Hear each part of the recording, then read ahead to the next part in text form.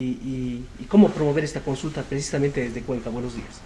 Bueno, es una iniciativa esta del Colegio de Abogados y otros sectores académicos, sociales también, intelectuales, algunos colegas, ex colegas periodistas, que quieren un poco proyectar una luz frente a la gravísima crisis económica, social y política, una terrible ingobernabilidad, haber salido de un intento de golpe de Estado obliga a la sociedad decente, políticamente democrática, lo que queda, a plantearse una reforma política del Estado. Ecuador no va a sobrevivir si no apuntamos hacia allá, a una gran reforma política del Estado, y el presidente Guillermo Lasso tiene una deuda con la sociedad y con quienes apoyamos su candidatura. Él primero tiene que entender que su gobierno no es el suyo, es un gobierno de una corriente democrática donde se incluye un gran flujo y un río anticorreísta. Y el presidente no entendió eso, hasta ahora no entiende, que la primera tarea que tenía que hacer es limpiar el Estado y el gobierno de sus enemigos. El correísmo sigue vivo al interior de las estructuras básicas del gobierno y desde ahí se conspira. ¿Qué se debería preguntar en esa consulta? Recoger las preguntas básicas que hizo un acuerdo conmigo en la segunda vuelta. Primero, el Ecuador no puede seguir con un Estado heredado del correísmo, que es una condición de un Estado amorfo, antidemocrático, un Estado copiado del modelo venezolano, chavista, autoritario, verticalista. Tenemos que volver a un Estado tradicional de derecho, de 3 poderes. Hoy este Estado chavista, autoritario, ¿sí?, es un pulpo de 5 cabezas, es un monstruo de 5 cabezas. Tiene el poder electoral por un lado, el suprapoder del Consejo de Participación Ciudadana, ¿sí?, que es el que permite que todos los poderes estén en manos del presidente de la República. La idea es impulsar esta consulta popular primero para mejorar la calidad del Parlamento. No es posible que en el Ecuador glosados, ciudadanos que tienen informes con responsabilidad penal, aquellos que no son capaces de pagar las pensiones alimenticias de sus hijos, sean legisladores. 15 legisladores actuales tienen glosas confirmadas e informes con responsabilidad penal, y 32 legisladores tienen procesos de investigación en la Contraloría General del Estado. Es decir, la Asamblea se ha convertido un poco en el refugio de presuntos delincuentes, exalcaldes, exprefectos, funcionarios públicos, acuden a la Asamblea para proteger y para protegerse. Y luego, claro, ¿qué quieren hacer? Controlar la justicia, controlar la Contraloría General del Estado y la Fiscalía. Entonces se vuelve en una cadena, en un círculo terrible, nocivo y lesivo de corrupción e impunidad. Vamos, mi propuesta es reducir el número de legisladores, no más de 80, 85 legisladores, mejorar la calidad de los legisladores, impidiendo, por ejemplo, que aquellos que tienen glosas, informes con responsabilidad penal, que tienen deudas, ¿sí?, por pensiones alimenticias y otros, sean candidatos a la Asamblea. Y apuntar a un Parlamento bicameral, con un Senado de altísimo nivel. Primero, mínimo 35 años de edad, título de tercer nivel, haber servido a este país y no tener estas marcas de corrupción. El Senado se convierte así en una especie de poder dual, ¿sí?, le da ese equilibrio de poderes con el Ejecutivo. El Senado asumiría las facultades del Consejo de Participación Ciudadana, que son las de elegir autoridades de control. Entonces, esto conduce inevitablemente también a la desaparición del Consejo de Participación Ciudadana. En la consulta popular, si bien no se puede desaparecer esta institución, en la consulta actual apuntaría a retirarle y a suspenderle al Consejo de Participación Ciudadana las facultades de designación de autoridades de control. Y prácticamente quedaría un espacio en un edificio vacío, porque estas facultades pasarían al Senado de la República. Así tenemos entonces un parlamento, ¿sí?, decente, digno, de alto nivel. Eliminamos el Consejo de Participación Ciudadana. La otra pregunta es consultarle a los ciudadanos si están de acuerdo o no con la eliminación del Consejo de la Judicatura. Este instrumento lo que se ha convertido es en un instrumento de persecución a jueces y fiscales. Tenemos que volver a un estado natural donde la Corte Nacional de Justicia tiene sus propios instrumentos de control y la propia normativa le permite controlarse a los jueces y fiscales. Segundo, tercero o cuarto, si no me equivoco, hay un tema clave que es en la relación con los Estados Unidos y otros países y que lastimosamente consta en la Constitución de la República del 2008, que es la imposibilidad que el Estado ecuatoriano pueda extraditar a Estados Unidos a narcotraficantes y a delincuentes de cuello blanco.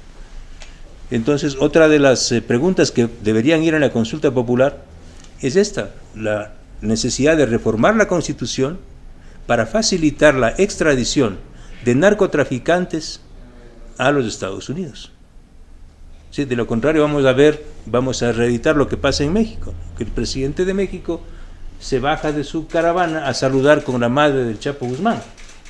O sea, uno de los problemas principales de este país es la presencia de los carteles del narcotráfico. El Ecuador es un narcoestado y eso hay que repasar las líneas generales que nos ha dejado de herencia Francisco Huerta en su investigación sobre el caso Angostura, y todas las investigaciones que estamos llevando adelante ahora nos permiten identificar al Ecuador como un estado controlado en gran medida por los grupos narcotraficantes. ¿Desaparecería también el poder electoral como función? Por supuesto, debería ser una institución, no un poder. Claro. Pero si son todos estos cambios estructurales, ¿cómo ve usted la posibilidad de una asamblea constituyente para hacer cambios profundos a la Constitución, hacer todos estos cambios, porque son cambios estructurales? Yo planteo que sea el comienzo de una reforma política del Estado. Es posible que después se pueda construir y levantar la iniciativa de una asamblea constituyente, pero ahora, este momento, lo que el presidente tiene que hacer, mire, el presidente se ha demorado más de un año. El presidente se comprometió en convocar una consulta popular los 100 primeros días de su gobierno. Y las consecuencias de no haber convocado a la consulta popular son estas, ¿sí? Vivir una constante conspiración. La sociedad ecuatoriana está viviendo una conspiración permanente de grupos delictivos, de grupos corruptos asociados a partidos políticos. El último paro deja en evidencia esta colusión entre el narcotráfico, estructuras delictivas acusadas de corrupción durante el gobierno de Correa y el gobierno de Moreno, y partidos políticos. Se pretendió aprovechar una jornada de movilización y el objetivo era clarísimo, era derrocar al presidente de la República, porque no me van a decir a mí que haber tomado tanques de almacenamiento de agua y haber contaminado con hidrocarburos es una acción de resistencia o de protesta y de reclamo. Es un acto criminal, es un acto terrorista. Tampoco me van a decir, y le van a decir a la sociedad ecuatoriana, que haberse tomado antenas de radio y televisión y de comunicaciones de las Fuerzas Armadas en Tungurahua es una acción de resistencia y de protesta, es una acción de terrorismo y sabotaje. Menos aún que atacar con armas de fuego un convoy militar, matar a un militar, dejar heridos a policías y militares, es una acción de resistencia y de movilización pacífica, es una acción criminal y terrorista. Haber incendiado una unidad policial en la provincia de Pastaza, en el cantón Puyo, es una acción criminal. Y aquí, haber sometido a 2 ciudades, haber puesto de rodillas a la ciudad de Quito y a la ciudad de Cuenca, es un acto criminal que no puede quedar en la impunidad. ¿Sí? Y esa es una advertencia para el presidente de la República. No se puede negociar, no se puede poner en las mesas de diálogo el perdón a aquellas personas y organizaciones que lideraron, aprovechándose de una paralización legítima, acciones de terrorismo, sabotaje y un golpe de Estado fallido. Y esto se confirma con una operación en la Asamblea Nacional. 3 cosas. Estos grupos delictivos hicieron lo que se puede llamar en el plano médico un coma inducido. Es decir, ellos crearon las condiciones de la conmoción social y política para que estas condiciones se adapten a la Constitución y de esa forma llevar adelante lo que se podría llamar un golpe bonapartista, ¿sí? Desde la Asamblea Nacional. Creadas las condiciones de conmoción social y política, aplicar el 130. Y en la Asamblea Nacional se reeditan y se reproducen estos actos violentos. Primero, no menos de 10 legisladores fueron sometidos a acciones de acoso y amedrentamiento. Yo soy testigo de al menos 2. El caso de la colega Gisela Molina. A mí me llamó el día del paro cuando yo estuve en la presidencia de la República, desesperada. Ella escapaba de la Tacunga a refugiarse en una pequeña vivienda rural de Cotopaxi por las amenazas que había recibido de gente vinculada, según ella, a Leonidas Issa, que le obligaban a que vote a favor de la destitución del presidente Lasso. Yo mismo tuve que hablar con la subsecretaria de gobierno para pedirle protección policial para la colega. Luego la colega en el pleno en las últimas horas, tras salir, ¿sí?, herida con un cuello ortopédico, mientras sus asesores están siendo atendidos, algunos incluso con heridas un poco graves, de un ataque, ella ha revelado prácticamente porque se le robaron el carro, pues, de un ataque criminal. Y es terriblemente doloroso para un legislador como yo ver cómo la colega legisladora se le iban las lágrimas y la Asamblea no dijo nada. Una Asamblea que ha destituido, que ha sancionado a colegas legisladores por haber emitido criterios y opiniones que vulneraron los derechos de alguna legisladora. El caso de Diego Ordóñez fue suspendido, Salvador Quispe. Esa misma Asamblea fue incapaz, y ha sido incapaz hasta el día de hoy, de defender y de pedir que se investigue una acción criminal en contra de la legisladora Gisela Molina. Ella reveló audios en el pleno de la Asamblea, donde el asesor del legislador Peter Calo, que es un correísta de corazón, ¿sí?, le amenaza si no vota a favor de la destitución. Conozco también el caso del mismo asesor parlamentario que pide a la población de Morona Santiago atacar la gasolinera de otra colega legisladora de Pachacuti para obligarla a votar a favor de la destitución del presidente Guillermo Lasso. 1. Y 2. 3 legisladores me contaron, no digo sus nombres porque no me han autorizado, que fueron tentados económicamente para cambiar su voto. Y el tercer acto es brutal. ¿Sí? Un ataque informático, nunca antes visto en la historia de este país, y creo que en muy pocas democracias, no conozco antecedentes, ¿sí?, que desde una operación externa, desde una IP externa, se haya atacado y se haya controlado 4 curules electrónicas para quebrar la voluntad de 4 legisladores, al menos de 4.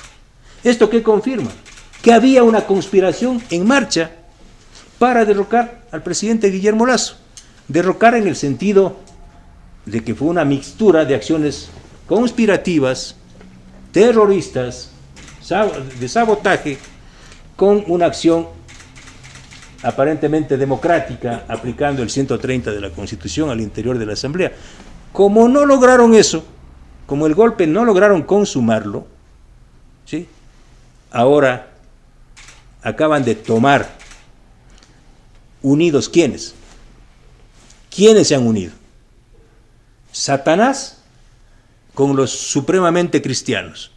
Los cristianos ultracristianos del Partido Social Cristiano unidos con los apologistas del Che Guevara.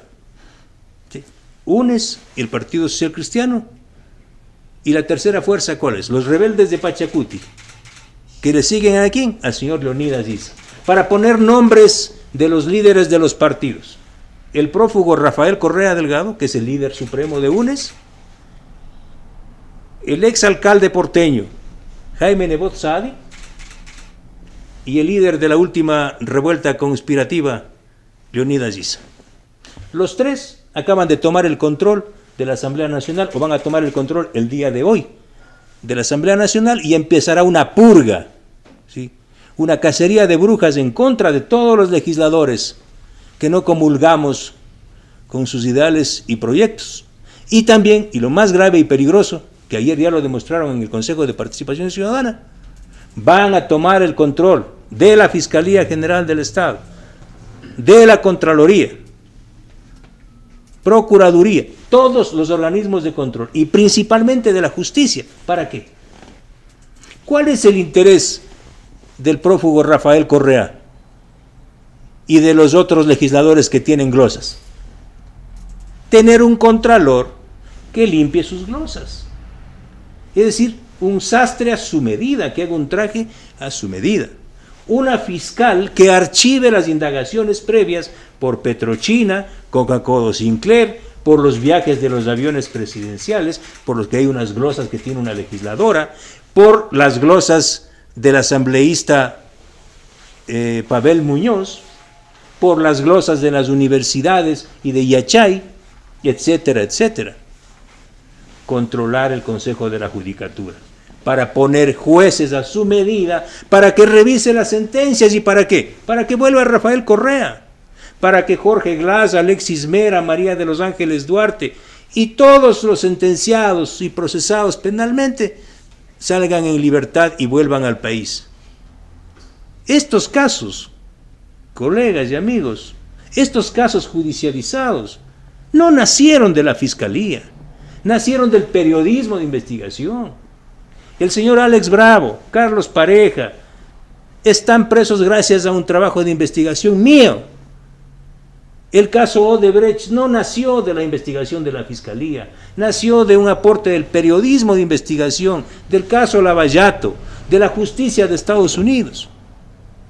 Es decir, van a tomar el control de la justicia, tomar el control del Consejo Nacional Electoral.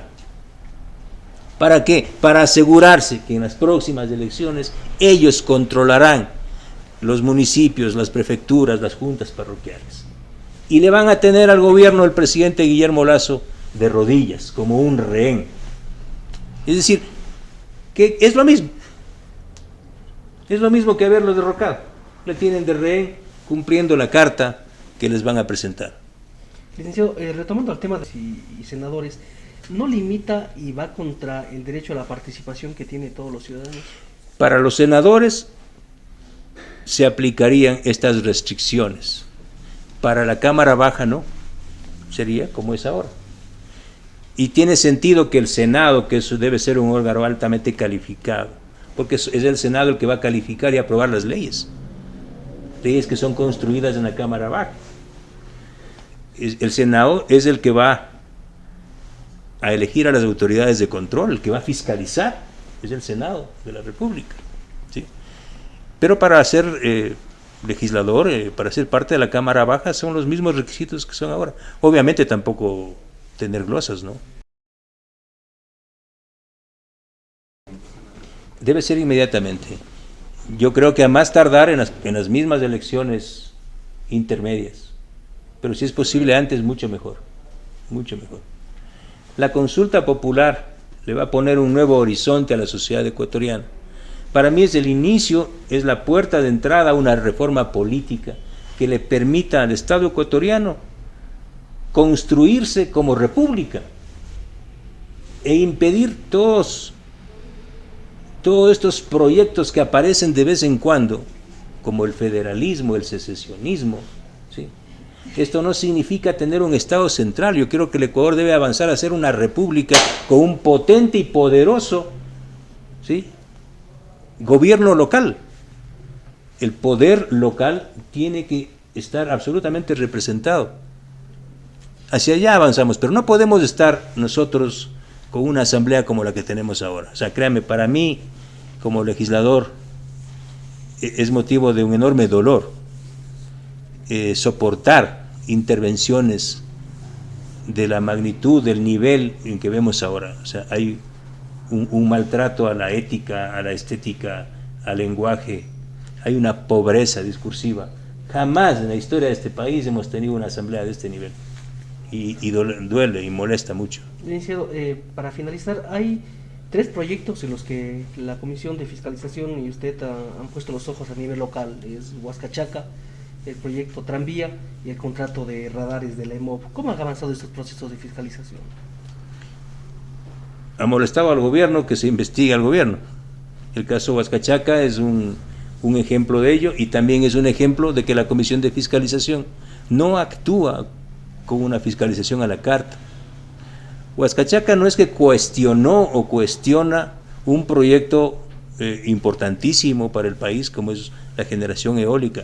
Cuestiona y observa una parte del mismo, que es el componente segundo del transporte de los equipos y la instalación de los equipos y la adjudicación de contratos y subcontratos a empresas sin legitimidad, fuera de la norma. Eso esencialmente, y la vinculación de algunos familiares, ¿sí?, del gobierno. Eso ha molestado, entiendo, al gobierno. Ese informe está ya en la Fiscalía abrió una indagación previa, y el solo proceso de fiscalización generó la renuncia de autoridades, y yo debo destacar el rol jugado en este caso por el ingeniero Jaramillo, Fabián Jaramillo, un ilustre cuencano, que renunció y facilitó importante información que le permitió a la Comisión de Fiscalización identificar que se estaban generando estos errores, estos procedimientos ilegales al interior de estos contratos. Entonces, eso da cuenta y habla bien de que el rol de la fiscalización es clave, lo que no ocurrió en Coca-Cola Sinclair, que también estamos investigando, ¿sí?, que es el mayor caso de investigación que yo he llevado adelante como periodista y como presidente de la Comisión de Fiscalización. Estamos hablando de la mayor central hidroeléctrica de este país, que tiene un sobreprecio de más de 1.300 millones de dólares, que incorpora el pago de sobornos de la compañía china Sinohydro a los amigos del expresidente Lenín Moreno, y cuyo elemento final de desenlace es la venta de una mansión de propiedad de Javier Macías Carmignani, mansión construida con recursos de coimas y sobornos pagados por Sinohydro. Y esta mansión acaba en manos de uno de los delincuentes prófugos de la trama de corrupción de la salud. Me refiero a Javier Jordán, ¿sí?, que está prófugo en Miami. Entonces, este caso de Coca-Cola Sinclair es uno de los mayores expedientes de investigación que lleva adelante la Comisión. En el caso de los temas vinculados también a la provincia de Azuay y de Cuenca en específico, el tranvía, este es un caso de investigación que lo lidera el asambleísta Bruno Segovia. Justo ahora él salió del país a recibir información complementaria y final, con lo que nosotros cerraremos la investigación del caso del tranvía. ¿A dónde fue él?